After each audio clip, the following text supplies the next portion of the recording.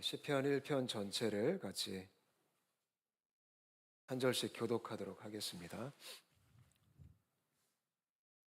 제가 1절 먼저 읽겠습니다. 복 있는 사람은 악인들의 꾀를 따르지 아니하며 죄인들의 길에 서지 아니하며 오만한 자들의 자리에 앉지 아니하고 즐거워하여 그의 율법을 주야로 묵상하는도다. 그는 시냇가에 심은 나무가 철을 따라 열매를 맺으며 그 잎사귀가 마르지 아니함 같으니 그가 하는 모든 일이 다 형통하리로다. 악인들은 그렇지 아니하며 오직 바람에 나는 겨와 같도다. 그러므로 악인들은 심판을 견디지 못하며 죄인들이 의인들의 모임에 들지 못하리로다. 우리 의인들의 길은 여호와께서 인정하시나 악인들의 길은 망하리로다. 아멘. 오늘부터 제가 주중에 설교할 때는 이 시편을 한 편씩 같이 좀 묵상하고 같이 공부를 하기 원합니다. 오늘 시편 1편부터 시작하기를 원하는데요. 당분간은 시편을 계속 볼 건데요. 150편까지 갈 수 있는지는 모르겠습니다. 그러나 상황이 되는 대로 우리가 시편을 통해서 하나님 마음을 더욱더 알 수 있게 되시기를 바랍니다. 이 시편이라는 이 단어가 히브리어로 테힐림이란 단어입니다. 테힐림. 이게 어떤 뜻이냐면 찬송의 노래다라는 뜻이에요. 찬송의 노래. 시편은 하나님을 향한 찬송의 시로 가득한 성경입니다. 시가서라고 이제 구분되어져 있죠. 시편이 찬송의 노래지만 이 시편 자체는 굉장히 많은 장르들이 좀 있습니다. 그래서 지혜시와 같은 이런 지혜를 이야기하는 그런 시편도 있고요. 또 이 테일림의 이름처럼 찬송하는 시편도 있고요. 또 우리가 잘 알듯이 이 기도하는 그런 기도문 같은 시편도 있고요. 또 이 참회록 같은 이 다윗의 어떤 죄의 고백이 있잖아요. 시편 51편처럼 그런 시편도 있습니다. 시편은 굉장히 다양한 이 주제와 다양한 이 모양으로 만들어진 책이고요. 특별히 저자도 굉장히 많습니다. 여러분들은 시편의 저자 그러면 누가 가장 먼저 떠오르시죠? 다윗이죠. 다윗이 이거 다 쓴 거 아니에요. 다윗은 일부만 썼고요. 이 시편의 저자는 고라의 자손들도 있고요. 또 아삽이라는 사람도 있고 또 우리가 잘 모르지만 헤만이라는 사람도 있고 에단이라는 사람도 있고 또 모세도 있고요. 또 솔로몬도 있습니다. 그리고 시편은 또 이 연대기로 봤을 때도 굉장히 이스라엘 역사를 볼 때 이 다양한 시기에 쓰여졌던 내용들이 많습니다.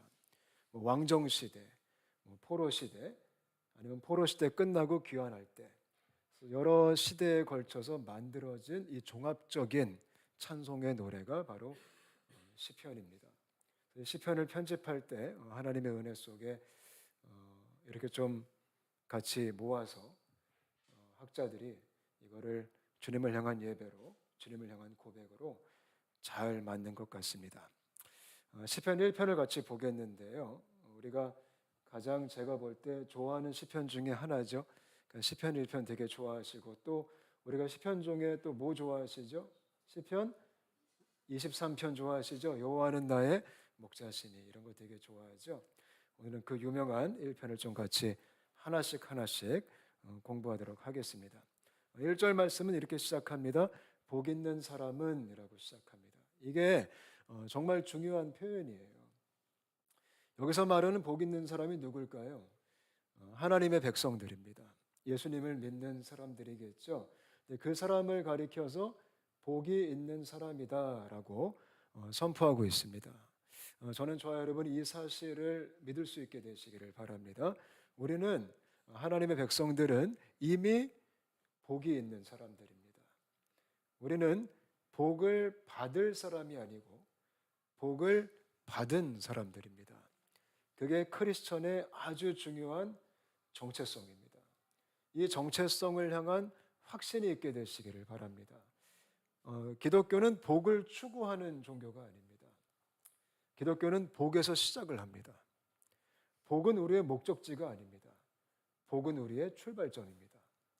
여기서 이 복이란 단어가 아슈레라는 히브리어인데요. 이거를 정확하게 한국말로 이제 해석을 하면 행복이란 말입니다. 행복. 행복한 사람은 이렇게 시작하는 겁니다.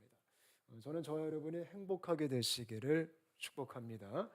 아슈레 하시기를 바랍니다. 그러니까 예수님 믿는 사람들은 행복한 사람입니다. 많은 사람들이 행복을 원하죠. 근데 제가 다시 한번 반복해 드리면 크리스천들은 행복을 목적 삼지 않습니다. 우리는 행복이 출발점이라는 거죠. 이거를 꼭 기억하셨으면 좋겠어요. 우리는 행복하기 위해 살지 않습니다. 우리는 행복해서 살아갑니다. 이거는 천지차이입니다. 그래서 예수님 믿는 사람들은 다 행복해서 사는 겁니다. 행복해서 일하는 거고 행복해서 출근하는 거고 우리 자녀들이 행복해서 공부해야 됩니다. 행복해서 신앙생활을 하는 겁니다. 행복하기 위해 신앙생활을 하는 게 아닙니다. 그래서 행복은 예수 그리스도의 복음을 통해 우리에게 이미 주어진 은혜요 선물이라는 것입니다. 예전에 어떤 목사님이 그런 얘기 하셨어요. 대부분 청년들이 결혼할 때 내가 결혼을 통해 좀 행복했으면 좋겠다. 근데 행복하기 위해 하는 결혼은 아마 불행할 것이다. 이렇게 말씀하시더라고요. 크리스천들은 행복하기 위해 결혼하는 것이 아니라 행복해서 결혼해야 된다. 그러니까 내가 남편을 만나서 행복해져야지 그럼 반드시 실망하게 될 것이다. 내가 아내를 만나서 행복해 봐야지 그럼 반드시 실망하게 될 것이다. 그러나 이 배우자가 행복해서 결혼을 한다면 그 가정은 행복할 것입니다. 그래서 시편이 그렇게 시작하는 겁니다. 우리가 행복한 사람이다라고 선언하고 있는 겁니다. 저는 여러분 한 분 한 분이 행복한 사람의 이 건강한 자존감이 있게 되시기를 바랍니다. 그래서 크리스천들은 자존감이 건강해야 됩니다. 나는 복을 받았구나. 나는 이미 행복하구나. 그런 건강함이 있게 되시기를 축복합니다. 근데 이런 사람들이 어떻게 살아간다고요? 1절을 보니까 악인들의 꾀를 따르지 아니한다. 이렇게 써 있습니다. 악인들의 꾀를 따르지 않는다. 여기서 말하는 악인이 누굴까요? 여기서 말하는 악인은 흉악한 범죄자 그거를 의미하지는 않습니다. 그냥 못된 사람, 그냥 평범한 사람과 좀 다른 아주 극악한 사람 그런 악인을 말하는 게 아니라요. 여기서 말하는 악인은 그냥 세상을 얘기합니다. 하나님이 없는 세상. 그러니까 쉽게 말씀해 드리면 복 있는 사람은 세상의 꾀를 따르지 않는다. 그게 우리의 삶의 모습이 되어야 됩니다. 저는 저와 여러분이 행복한 사람들로서 예수 안에 있는 복된 사람들로서 이 세상의 꾀에 우리가 솔깃하지 않았으면 좋겠습니다. 우리는 세상의 꾀가 충만한 시대에 살고 있습니다. 너무나 많은 그럴싸한 먹음직도 하고 보암직도 한 이런 세상의 유혹들이 굉장히 많죠. 이 돈에 대해서, 명예에 대해서, 쾌락에 대해서, 성공에 대해서 우리를 유혹하고 미혹하는 그런 속임수들이 얼마나 많은지 몰라요. 돈 많이 벌면 행복할 것이다. 그런 꾀가 얼마나 많은지 몰라요. 근데 복 있는 사람은 그 꾀를 따르지 않는다 이거예요. 저는 저와 여러분이 세상의 가치, 이 세상이 추구하는 것들을 따르지 않게 되시기를 축복합니다. 거기에 속지 않는 게 크리스천이에요. 그래서 그런 분별력과 그런 확고한 기준이 우리 안에 있었으면 좋겠어요. 또 이렇게 말합니다. 죄인들의 길에 서지 아니한다. 여기서 말하는 죄인은 누굴까요? 똑같습니다. 이 세상이 제시하는 기준입니다. 그러니까 세상의 길을 따르지 않는다. 하나님이 없는 길을 따르지 않는다. 꾀는 어디에 찾아오죠? 마음에 찾아오겠죠. 생각으로 찾아오겠죠. 이 꾀에 빠지면 그 다음에 길로 들어섭니다. 이게 지금 프로그레스가 되고 있는 거예요. 내가 그 길을 따라간다. 이 뜻은 내가 그 방식으로 살아간다라는 것입니다. 복 있는 사람은, 행복한 사람들은, 예수 안에 있는 사람들은 이 세상의 삶의 방식으로 살지 않습니다. 그들의 길을 따라가지 않습니다.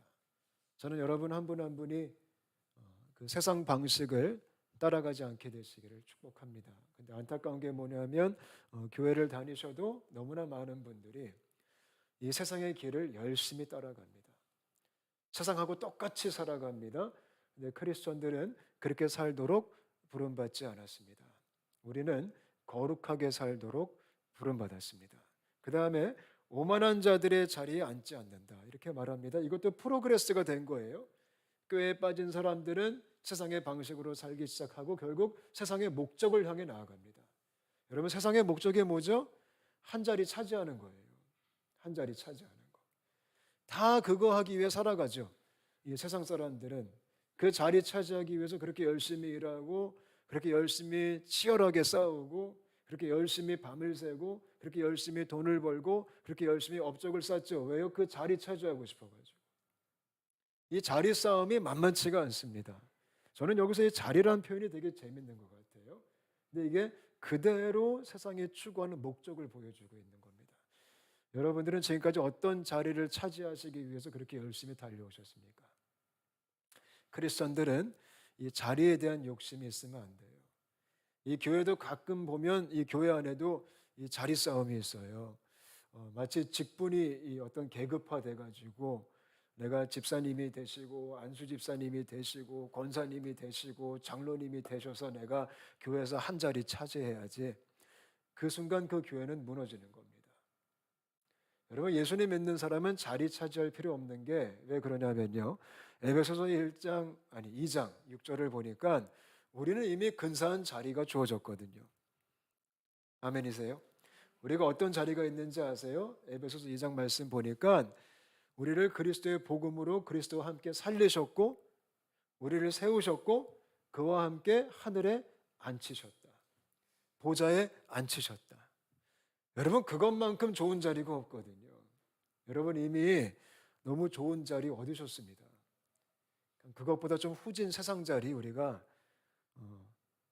탐욕에 빠져서 그거 힐끗힐끗 쳐다보지 않게 되시기를 바랍니다. 우린 이미 하늘 보좌 옆에 그리스도와 함께 앉게 된 그런 하나님의 백성들입니다. 믿으시죠? 그래서 복 있는 사람들은 행복한 사람들은 이렇게 세속적인 이런 세상의 방식과 이 세상의 목적을 향해 가지 않는다라고 이 시편이 이렇게 시작하고 있습니다. 이 은혜가 우리의 은혜가 되었으면 좋겠습니다. 그 다음에 2절 말씀 한번 같이 읽어볼까요? 2절 말씀 시작. 오직 여호와의 율법을 즐거워하여 그 율법을 주야로 묵상하는도다. 이게 복 있는 사람의 아주 도드라진 특징이에요. 도드라진 특징. 그러니까 행복한 사람은 예수 믿고 정말 참된 행복이 있는 사람은 세상을 따라가지 않고 오히려 율법, 하나님 말씀을 즐거워한다라고 말하고 있어요. 여러분 제가 질문 하나 하겠습니다. 여러분 정말 말씀이 성경이 즐거우세요?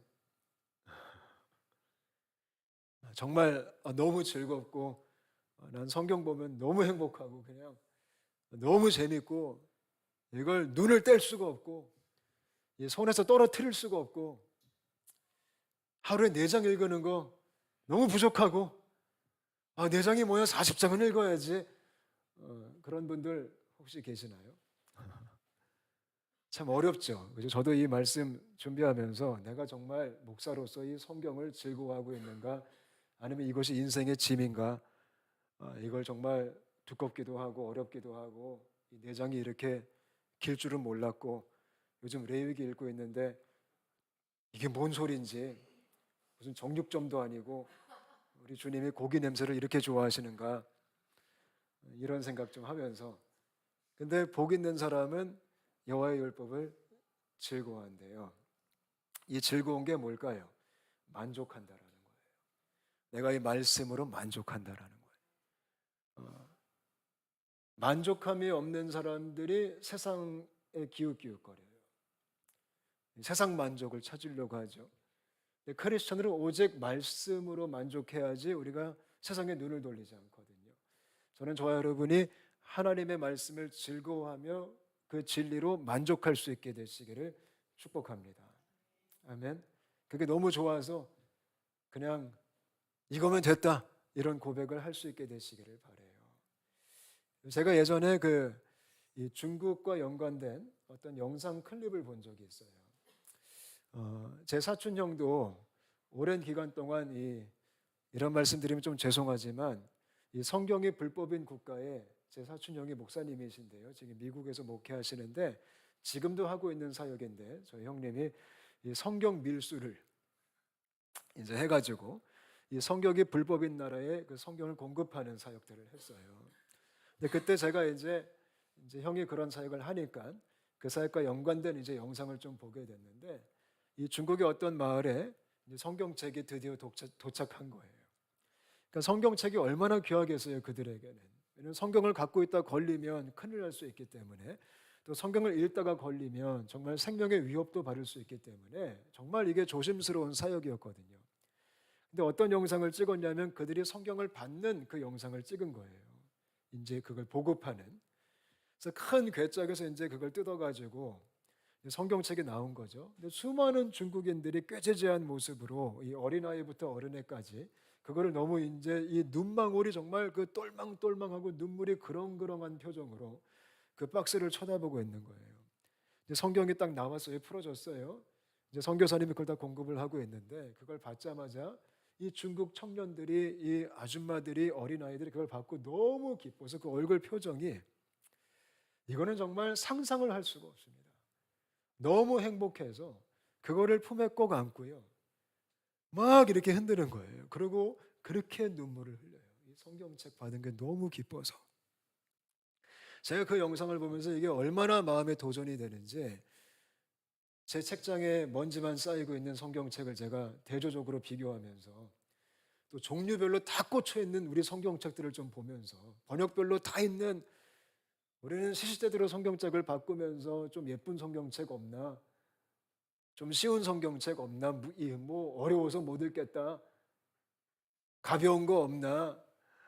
우리 포켓 바이블 사자. 우리는 그런 시절을 보내고 있는데 그 중국에서는 아니 무슨 그 또 예쁜 성경책도 아니에요. 제가 보니까 그 옛날 우리 할머니들이 봤던 그 빨간색 그 촌스러운 그 깜장 성경책 그걸 품에 안고 그렇게 오는 거예요. 아, 저 사람들이 정말 복 있는 사람이구나. 우리가 성경을 말씀을 그렇게 사랑하고 만족할 수 있게 되시기를 바랍니다. 아멘. 정말 꼭 끌어안고 배구자고 들고 다니고 이구지구 할렐루야. 그게 행복한 사람의 삶이라는 거예요. 그러면서 그 율법을 주야로 묵상하는도다. 성경이 즐거워지는 방식이 묵상이에요. 지금 답을 알려주고 있는 거예요. 그러니까 성경을 우리가 즐거워하고 만족하기가 쉽지 않거든요. 근데 성경이 즐거워지는 비결이 그거를 주야로 묵상하는 거예요. 저는 저와 여러분이 성경을 묵상할 수 있게 되시기를 바라요. 묵상이 뭘까요? 뭐 여러 가지로 얘기할 수 있어요. 묵상이란 히브리어가 하가라는 단어인데요. 하가는 여러 의미가 있지만 쉽게 설명해 드리면 이렇게 표현하고 싶어요. 내가 말씀을 묵상한다 그러면 너무 귀한 것을 내가 고이 들고 정말 조심조심 너무 아끼는 마음으로 그걸 내가 마음에 품고 그냥 하루 종일 들고 다니는, 너무 좋아서. 어린아이들이 장난감을 사면 그게 너무 좋아가지고 하루 종일 들고 다니거든요. 저기 뒤에 로이가 있지만 로이가 인형을 좋아하더라고요. 특별히 곰돌이 인형을 좋아하는데 이 곰돌이 인형을 저 친구가 하루 종일 들고 다니더라고요. 그게 묵상이에요. 내가 너무 아껴서 그거를 그냥 하루 종일 그냥 손때 묻을 정도로 그거를 내가 품고 다니는 거죠. 그거를 하기 시작할 때 말씀이 즐거워지는 거예요. 그거를 하기 시작할 때 말씀으로 만족하는 삶이 시작되는 거예요. 여러분 성경은요 한눈에 반하는 것 같진 않아요. 그죠? 그게 성경의 참 힘든 특징이에요. 이게 좀 한눈에 반하면 얼마나 좋겠어요. 이거 처음부터 너무 좋으면. 성경은 점점 좋아져요.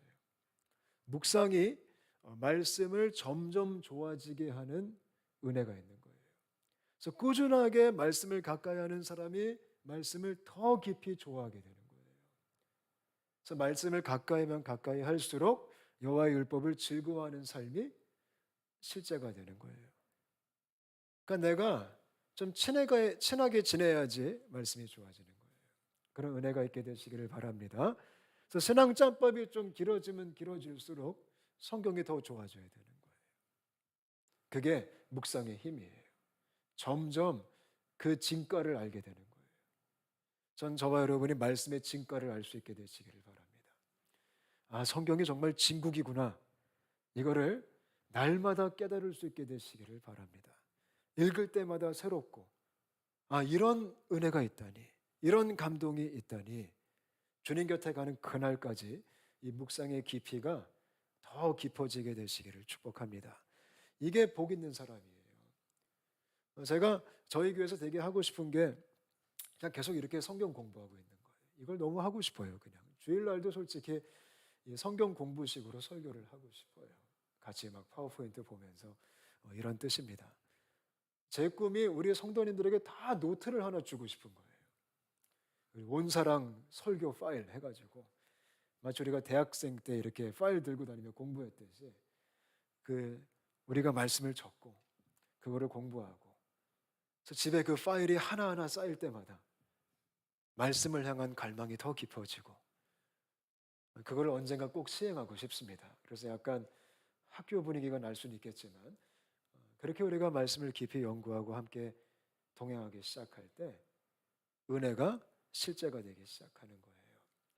여러분 한 분 한 분이 말씀으로 행복하시기를 축복합니다. 아멘. 그러니까 하루아침에 되진 않아요. 그러니까 꾸준하게 말씀과 점점 사랑에 빠지는 거예요.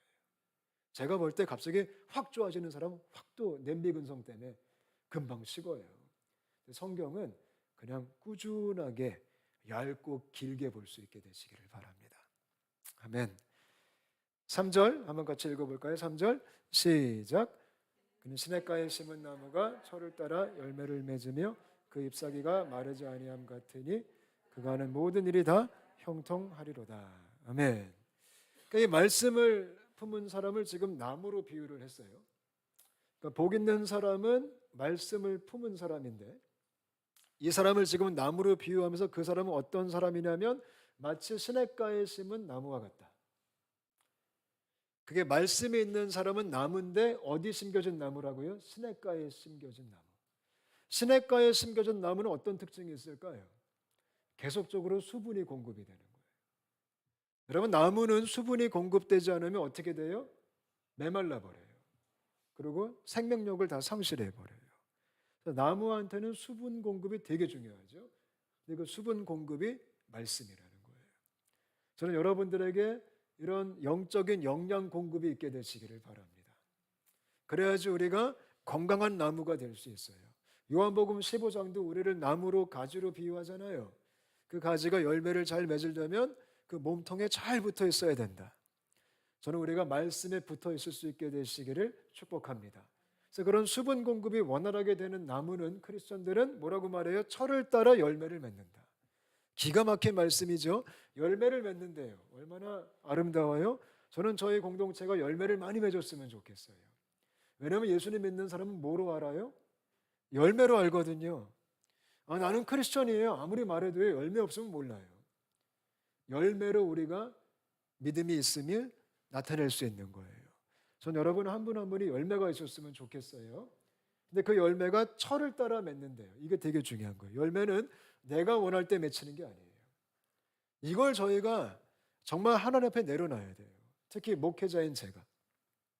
목사님들이 열매를 향한 욕심이 있거든요. 열매를 빨리 보고 싶은 거죠. 근데 열매는 내가 원할 때 맺으려고 하면 항상 실수를 하기 마련이에요. 열매는 정확한 하나님의 철에 따라 맺히는 거예요. 하나님의 타이밍에 정확한 시기에 정확한 열매가 맺히는 거예요. 여러분 한 분 한 분이 우리 모두가 정말 꾸준히 말씀 가운데 살기 시작할 때 저는 확신해요. 하나님의 정확한 때에 하나님의 정확한 열매가 우리의 삶 속에 맺힐 거예요. 그거 믿으시죠? 그래서 열매는 조급하면 안 돼요. 빨리 열매 맺으려고 막 비닐하우스 치고 막 이러면 그 열매는 그냥 인위적인 열매가 되는 거예요. 정말 하나님의 공급으로 맺히는 열매. 온사랑교회도 마찬가지겠죠. 목회를 하다 보면 열매를 빨리 보고 싶겠죠. 근데 빨리 보려면 낭패를 볼 때가 있어요. 열매 빨리 보려다가 타협도 하기 시작하고 또 우리가 본질을 놓칠 때가 있죠. 근데 꾸준히 말씀과 함께 가다 보면 나중에 뒤돌아보면 열매가 주렁주렁 맺혀 있는 거예요. 우리의 영성도 마찬가지예요. 개인적인 삶도. 아, 내가 좀 빨리 바뀌었으면 좋겠다. 이놈의 승질머리 좀 빨리 바뀌었으면 좋겠다. 그놈의 승질머리 그렇게 빨리 안 바뀌거든요. 진짜 눈치 못 챌 정도로 이게 아주 서서히. 근데 내가 꾸준히 말씀을 향해 걷기 시작할 때 티가 안 날 정도로 아주 서서히, 근데 어느 순간 되돌아보면 내가 이만큼 성숙해 있는 거예요. 그게 열매의 특징이에요. 그래서 여러분들이 여러분 자신에 대해서 좀 인내할 수 있게 되시기를 바랍니다. 그리고 우리가 서로에 대해서도 인내할 수 있게 되시기를 바랍니다. 아니, 저 사람은 왜 저렇게 성숙이 느려? 예, 나도 느려요. 예, 그래서 그거를 우리가 잘 알았으면 좋겠어요. 열매는 it takes time, 시간이 걸립니다. 근데 열매가 뭘까요? 열매를 맺는데 이 말씀을 가진 사람이 어떤 열매를 맺을까요?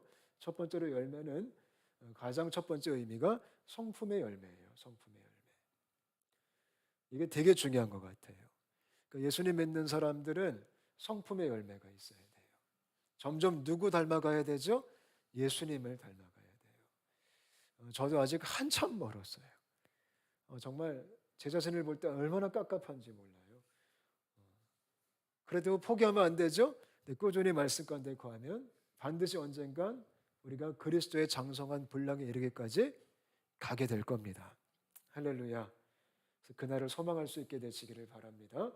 성품. 두 번째 열매가 뭘까요? 두 번째 열매는 삶의 열매예요. 삶의 열매. 그러니까 내 삶 속에서 내가 믿음으로 인해서, 말씀으로 인해서 이런 부분이 지금 고쳐졌다. 이런 부분이 새로워졌다. 내가 더 이상 이제 세상을 추구하지 않게 됐다. 내가 이 죄를 끊었다. 내가 이 습관을 이제 절제했다. 그런 삶의 실질적 변화. 이것 또한 우리가 맛볼 수 있게 되시기를 바랍니다. 우린 가끔 그런 생각하죠. 예를 들어서 제가 예화를 든다면 한번 담배로 예화를 들어볼게요. 은혜 받으면 담배가 무 자르듯이 끊어진다. 그럴 수는 있어요. 예, 물론 간혹가다 그렇게 간증하는 분들이 있어요. 은혜 받고 나서 보니까 그때부터 담배를 못 폈다. 담배가 너무 쓰게 느껴졌다. 저도 그런 간증을 들어본 적이 있어요. 너무 써서 그때부터 내가 못 폈다. 이건 하나님의 은혜다. 물론 하나님은 전능하시기 때문에 그것도 충분히 하실 수 있겠죠. 근데 그거는 그냥 초울트라 특별 케이스고요. 대부분의 경우는 이런 성숙의 과정을 통해 그게 서서히 끊어지고, 물론 저는 무자르듯이 우리가 또 그런 결단도 좀 해봤으면 좋겠어요. 그러나 제가 보면 결단한 분들이 나중에 몰래 또 이제 그냥 뻐끔뻐끔 또 어디 가서 이렇게 연기를 막 풍기고 계시더라고요. 그럼 또 막 죄책감에 쌓이고 또 숨기려고 그러고 또 그러는 것보다 정말 우리가 꾸준히 말씀 안에서 이 길을 걸어갈 수 있게 되시기를 바랍니다. 아멘. 제가 예전에 그 청소년 캠프 한참 했을 때 애들이 그렇게 담배를 많이 피거든요. 우리나라 청소년들이. 한국 청소년들이 세계 흡연율 1위인 거 아십니까? 제일 많이 핍니다. 제일 많이 펴요. 그래서 애들이 이제 수련회 오면은 우리가 이제 그 수련회 가방 싸갖고 올 때 가방 검사를 하거든요. 그 안에 이제 담배나 술이나 그것도 들고 오는 인간들이 있어요. 또 어떤 아이들은 그 소주를 또 물병에 담아가지고 아주 열정이 대단해요. 그 열정 반만 주님께 쏟았으면 아마 세상이 뒤집어졌을 텐데요. 이제 그렇게 하면 또 이제 또 압수를 해요. 그 이제 담배를 또 우리가 압수하죠. 그 담배가 또 얼마나 많이 나오는지 몰라요. 특히 또 우리 10대 아이들은 그렇게 또 양담배를 좋아해요. 또 국산도 안 펴요. 애들이 또 이 가오가 있어야 된다고 하나. 근데 그거를 또 아예 막 못 피게 하고 막 혼내고 막 그러면 아이들이 되게 엇나가더라고요. 그래서 제가 아는 어떤 목사님은 수련회 오면 다 뺏은 다음에 조건을 내걸더라고요. 왜냐하면 애들이 금단 현상이 생겨요. 제가 한번 이 흡연자들을 데리고 단기 선교를 갔는데 애들이 한 3일 지나니까 눈이 풀리더라고요. 그리고 애들이 막 손이 떨리는 거예요. 손이. 아무것도 못하는 거예요. 금단 현상이 생겨가지고. 그래서 그 목사님이 조건을 내걸더라고요. 너희들이 이것 때문에 힘들면 조건이 있다. 예배 다 끝나고 밤에 목사님이 있는 자리에서 내가 주는 것만 펴야 된다. 그래서 아이들이 끝나고 다 모이는 거죠. 그럼 목사님이 이제 한 가지씩 주는 거죠. 그러고 이제 불을 붙여주는 거죠. 그럼 이 아이들이 그걸 받으면서 뭔가 이상한 거예요. 이게 받아도 되나? 그러면서 목사님이 진심으로 얘기해 주죠. 너희들이 끊었으면 좋겠다. 그리고 하나님이 기뻐하지 않는다. 너희 몸은 하나님의 거룩한 성전이다. 내가 기도할 테니까 같이 기도해 줄 테니까 우리가 한번 노력해 보자. 그리고 하나님의 은혜를 구하자. 그런 아이들이 정말 은혜 받고요. 그런 치열한 싸움을 시작하더라고요. 근데 그게 이 성화의 과정이에요. 그게 열매예요. 그게 삶의 열매. 그런 열매가 우리의 삶 가운데 있게 되시기를 바랍니다. 아멘. 또 열매 세 번째 마지막은 뭘까요? 사역의 열매. 사역의 열매. 사역의 열매. 그러니까 말씀을 품고 꾸준히 길을 걸어가는 사람은 사역의 열매가 맺히는데 사역의 열매가 뭘까요? 뭐 교회가 부흥했다? 뭐 사역이 잘 됐다? 그걸까요? 뭐 그럴 수도 있겠지만 이 사역의 열매는 나로 인하여서 다른 사람이 살아났다 이거예요. 나로 인하여서 다른 사람이 예수를 믿게 됐다. 나로 인하여서 다른 사람이 생명을 누리게 됐다. 이게 우리의 사명이잖아요. 이 사역의 열매가 맺히는 거예요. 한번 생각해 보셨으면 좋겠어요. 여러분을 통해서 지금까지 얼마나 많은 사람들이 살아나셨습니까? 얼마나 많은 사람들이 복음을 알게 되셨습니까? 한번 곰곰이 생각해 보셨으면 좋겠어요. 저는 여러분 한 분 한 분을 통해서 많은 사람들이 살아났으면 좋겠고요. 저희 공동체를 통해서 많은 사람들이 복음을 받고 살아났으면 좋겠어요. 제가 예전에 어떤 그 미국 교회 목사님의 간증을 들었는데요. 그 교회는 비전이 뭐냐면 선교와 전도예요. 그래서 그 교인들이 가장 많이 하는 게 예수님 모르는 사람들에게 복음을 전하고 그들을 예수 믿게 하는 거예요. 그래서 그 사역을 수년 동안 한 거죠. 한 번은 그 교회에 어떤 몇 주년 기념 집회를 한 거예요. 큰 스테디움을 빌려가지고 이제 그 교회 집회를 했는데 이제 마지막 시간이 뭐였냐면 불을 다 끈 거예요. 이 스테디움에 불을 다 끄고 이제 목사님은 무대에 서 있고 목사님이 이제 멘트를 던지는 거죠. 근데 어떤 멘트를 던지셨냐면 오늘 여기 오신 수많은 사람들 중에 우리 교회 와서 처음 복음을 듣고 예수님을 믿게 된 사람들은 지금 다 핸드폰에 플래시를 켜주십시오. 이런 거예요. 근데 세상에 80% 이상이 그 불을 킨 거예요. 그 장관이죠. 그 깜깜한 그 스테디움에 지금 그 불빛이 다 나타나는데 여러분 이게 얼마나 감격스러웠을까요? 얼마나 놀라웠을까요? 그걸 다 흔들면서 내가 여기서 예수를 믿게 됐다고. 내가 여기서 구원을 받았다고. 그래서 그 간증을 제가 듣는데 너무 부러운 거예요. 너무 좋겠다. 우리 온산왕교회도 그런 교회가 되었으면 좋겠습니다. 아멘. 그래서 그런 꿈을 우리가 꿨으면 좋겠습니다. 그게 바로 열매예요. 나중에 여러분들 때문에 천국 갈 사람들이 많아지게 되시기를 바랍니다. 그런 분들하고 이 다음에 천국에서 만나면 얼마나 좋을까요?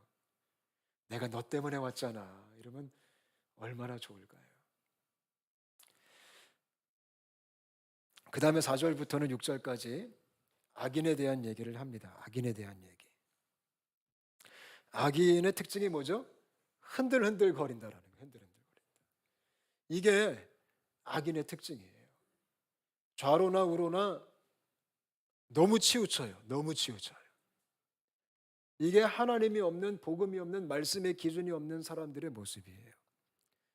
그냥 와이퍼죠. 와이퍼. 왔다 갔다 좌우로 왔다 갔다.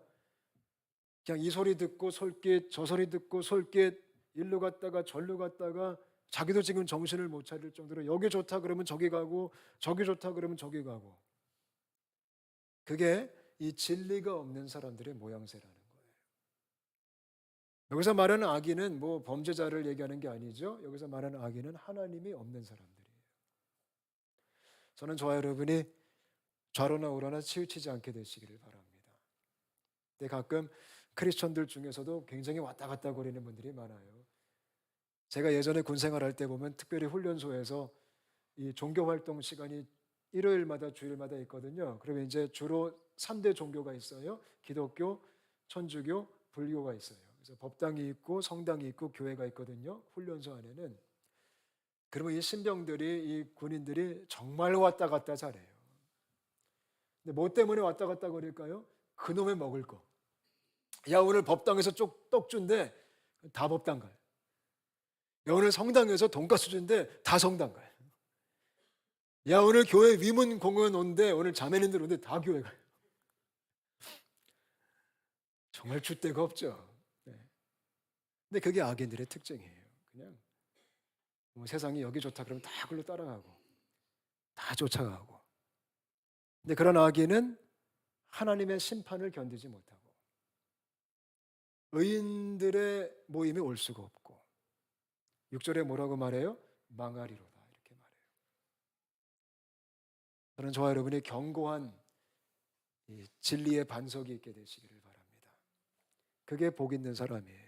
행복한 사람은, 크리스천들은 이 말씀이 견고하게 중심에 있어서 좌로나 우로나 치우치지 않고 우리가 말씀을 즐거워하고 말씀으로 충분히 만족하면서 아름다운 열매를 맺는 우리가 되시기를 축복합니다. 마지막으로 6절에 무릇 의인들의 길은 여호와께서 인정하시나.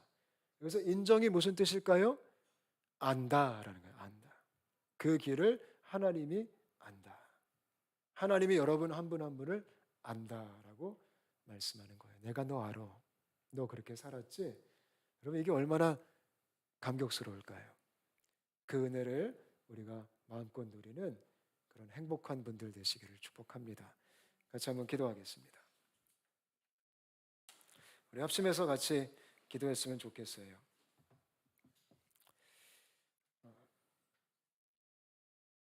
우리 같이 기도하실 때 첫 번째로 기도할 제목은요. 여러분 정말 행복하십니까? 정말 복이 있는 사람들이십니까? 아, 나는 복받은 존재구나. 나는 행복한 사람이구나. 그 확신이 있으십니까? 여러분 예수님 믿는 사람들은 그 확신이 있는 사람들이에요. 왜냐하면 우리가 이미 복을 너무나 많이 받았거든요. 우리는 생명을 받았거든요. 우리는 구원을 받았거든요. 우리가 하나님의 자녀가 됐잖아요. 이것처럼 좋은 게 없잖아요. 우리가 충분히 평생 행복하게 살 수 있는 이유가 있어요. 예수님 때문이에요.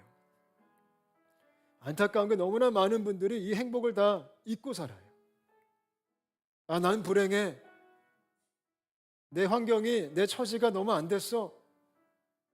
그 꾀에 빠지지 말고요. 아, 나는 복음 안에서 이미 다 가진 자구나. 나는 행복한 사람이구나. 이 믿음이 있게 되시기를 바랍니다. 그래서 같이 첫 번째로 기도할 때는 주님, 그 확신 가운데 내가 정말 행복한 사람으로 세워지게 하여 주옵소서. 두 번째 기도할 제목은요. 주님, 내가 행복한 사람으로서 이제는 세상을 따라가는 게 아니라 말씀을 즐거워하는 사람 되게 하여 주옵소서. 그래서 말씀이 충만한 사람, 말씀과 점점 사랑에 빠지는 사람, 그래서 내 삶 속에 열매가 맺히는 그런 아름다운 삶을 내가 살게 하여 주시옵소서. 우리 두 가지를 위해서 같이 한번 합심해서 기도하시겠습니다. 하나님 감사합니다. 주님, 하나님 고맙습니다.